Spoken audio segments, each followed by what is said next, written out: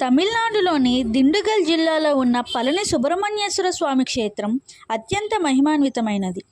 ఈ ఆలయం స్వామివారి 6 ప్రసిద్ధ క్షేత్రాలలో మూడవది. నవపాషాణాల రహస్యం. పళని ఆలయంలో అత్యంత అద్భుతమైన విషయం అక్కడ స్వామివారి విగ్రహం. ఈ విగ్రహాన్ని బోగర్ అనే సిద్ధుడు 9 రకాల విషపూరిత మూలికలు మరియు ఖనిజాలతో తయారు చేశారు. సాధారణంగా రాతి విగ్రహాలకు చేసే అభిషేక ద్రవ్యాలు ఆ రాతిని అరిగిపోయేలా చేస్తాయి. కానీ ఇక్కడ స్వామివారికి అభిషేకం చేసిన పాలు, పంచామృతం ఆ నవపాషాణాలలోని ఔషధ గుణాలను గ్రహించి దివ్యౌషధంగా మారుతాయి. ఈ ప్రసాదాన్ని స్వీకరిస్తే మొండి వ్యాధులు సైతం నయమవుతాయని భక్తుల నమ్మకం. పళని అనే పేరు ఎలా వచ్చిందో తెలుసుకుందాం. పురాణం ప్రకారం నారదుడు శివపార్వతులకు ఒక జ్ఞాన ఫలాన్ని ఇస్తాడు.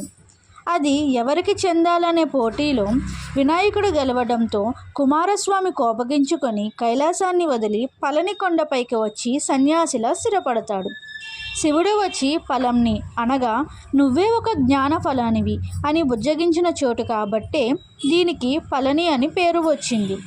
ఇక్కడ స్వామివారు తలపై జుట్టు లేకుండా ఒంటిపై కేవలం కౌపీనం మాత్రమే ధరించి చేతిలో ఒక దండాన్ని పట్టుకొని ఉంటాడు. అందుకే ఇక్కడ స్వామివారు దండాయుధపాణిగా ప్రసిద్ధిగాంచారు.